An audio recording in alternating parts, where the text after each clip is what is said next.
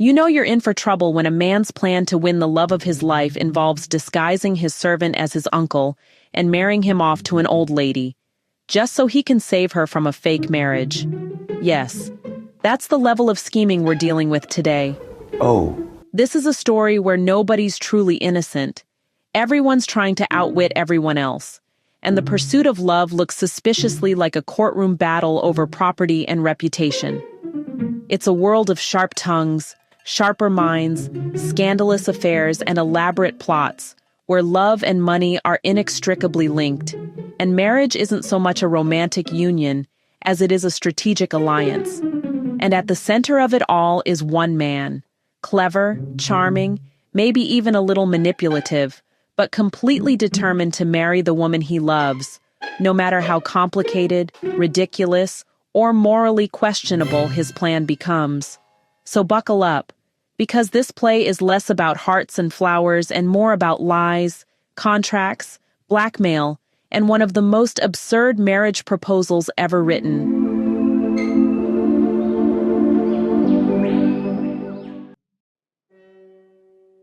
Before the curtain even rises, chaos is already brewing behind the scenes.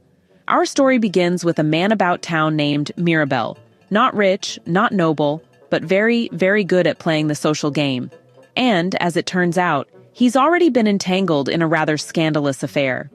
You see, Mirabell once had a relationship with Mrs. Fainall, who, awkwardly enough, is the daughter of Lady Wishfort, one of the most formidable society women around. Now, Mirabell wasn't just thinking with his heart, or, well, other organs. He was thinking strategically. Worried that his lover might become pregnant and fall into disgrace, he did something rather drastic. He helped arrange her marriage. And not to just anyone, to a man named Fainall. A man respectable enough to avoid scandal, but not so virtuous that deceiving him felt wrong. And oh, what a happy little marriage that turned out to be. Mr. Fainall married Mrs. Fainall because he was after her money, which he planned to use to finance his affair with Mrs. Marwood. Yes, Mr. Fainall is cheating on his wife with Mrs. Marwood. And Mrs. Marwood, for her part, is in love with Mirabell. Huh? If you're confused already, don't worry. So is everyone in this story. Mirabell and Mrs. Fainall eventually parted ways, and Mirabell did what any man of his century might do. He fell madly in love with someone else. Enter Millamant, Mrs. Fainall's cousin, Lady Wishfort's niece, and the woman who now holds Mirabell's heart. There's just one big problem: money. Half of Millamant's fortune is hers to control. The other half, a rather enticing £6,000, is in the clutches of Lady Wishfort, who will only release it if Millamant marries a man she approves of. And Lady Wishfort? Oh, she despises Mirabell. Once upon a time, she thought Mirabell was flirting with her. She mistook his flowery compliments as a declaration of love.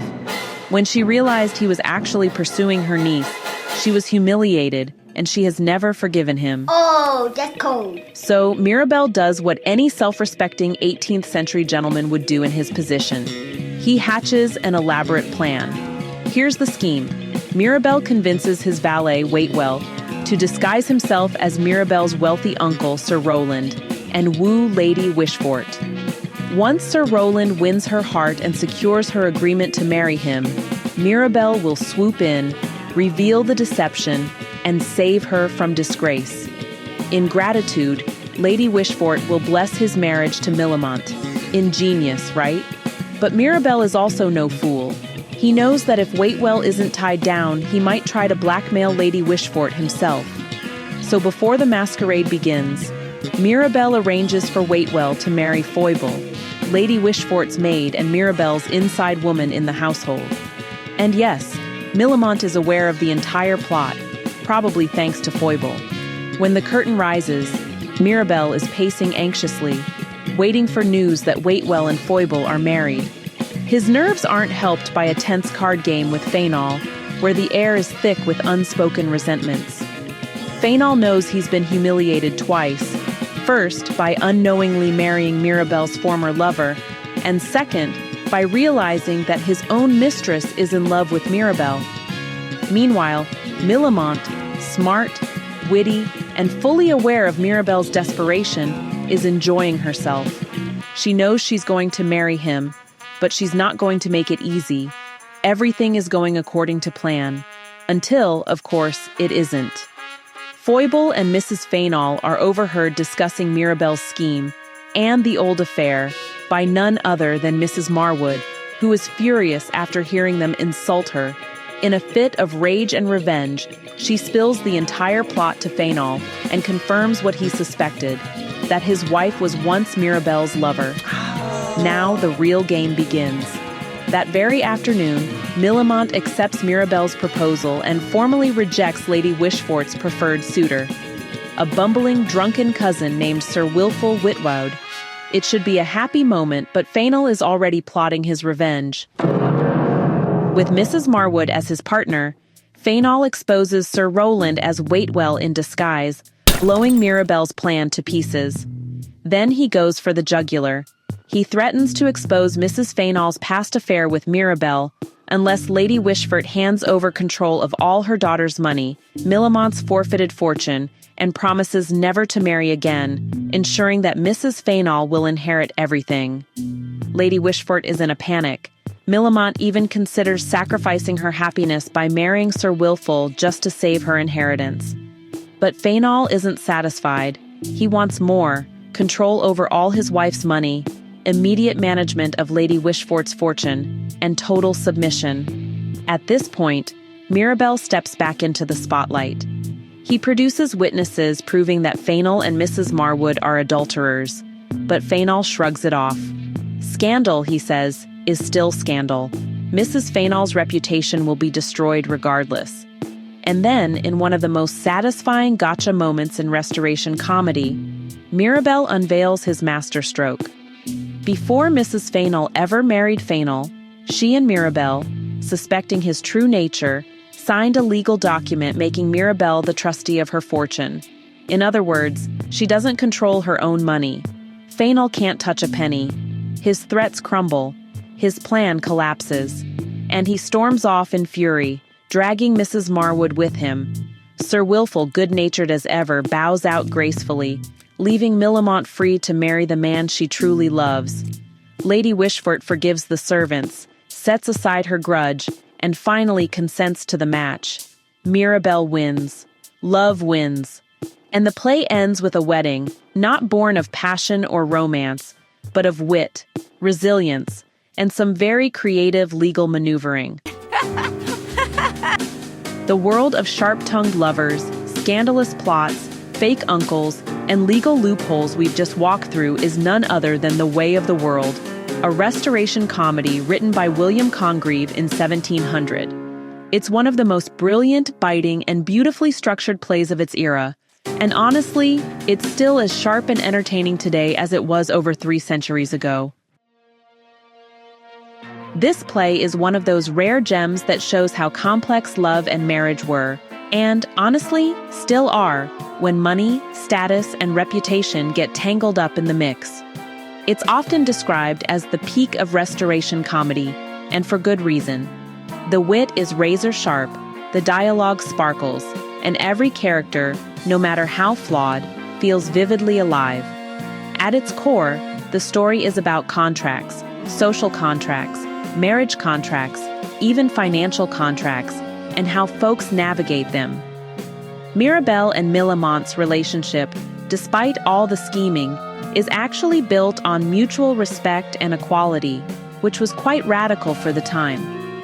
One of the most famous moments in the play is their proviso scene, where they negotiate the terms of their marriage like 2 lawyers drawing up a business agreement.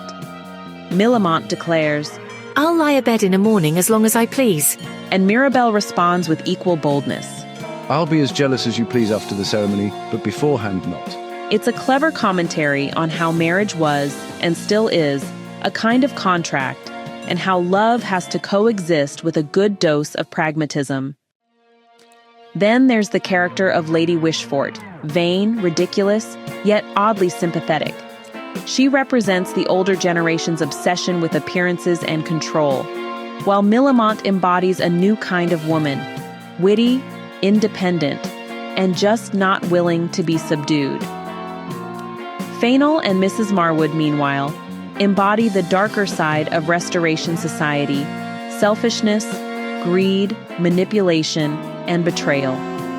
Their downfall is satisfying, not just because they're villains, but because their schemes really expose the hypocrisy and moral decay hiding underneath polite society's polished surface. And Mirabell, oh Mirabell, he's one of those protagonists who walks the thin line between hero and anti-hero. His schemes are manipulative, his methods questionable, but he's driven by genuine love, and in the end, he proves himself not just clever, but honorable. What makes this play so enduring, though, is just how modern it feels. The central questions it raises about love and money, marriage and autonomy, trust and betrayal are still deeply relevant today. The language might be 18th century, but the emotions and conflicts are timeless. William Congreve, who lived from 1670 to 1729, was one of the brightest stars of the English Restoration stage. Born in Yorkshire and educated in Ireland, he moved to London during one of the most exciting times in English theatre. Restoration comedy was known for its sharp wit, sexual politics, and satirical look at high society, and Congreve mastered the genre like few others. His plays, including Love for Love and The Double Dealer, were praised for their sparkling dialogue and sophisticated humor. But The Way of the World is widely regarded as his masterpiece, a culmination of everything he had learned about character, structure, and wit. Unfortunately, it was also his last play. It wasn't a huge success when it first premiered. Audiences found it too subtle and, honestly, too clever for their tastes, and Congreve retired from the stage soon after. But over time, critics and scholars recognized its brilliance, and today it's considered one of the greatest comedies in the English language. The Way of the World is messy, chaotic, and utterly delightful, a perfect snapshot of a world where love is never simple. Marriage is never just about romance, and wit is the sharpest weapon of all. It's a play that reminds us that even in a society built on appearances, manipulation, and hypocrisy, genuine love can still triumph, though it might need a few legal documents and a fake uncle to get there. And if you ask me, that's exactly what makes it such a joy to read. Hey, thanks so much for hanging out with me today. If you're interested in diving deeper into this book, I've left some links down in the description. You can use it to grab yourself a copy and keep the adventure going. And if you're in the mood for more great reads, don't go just yet. Click on one of the videos popping up right now that I think you'll love. And don't forget to give this review a like, leave a comment, or even subscribe if you'd like to see more. Every bit of support helps us grow this little community of book lovers. See you in the next one.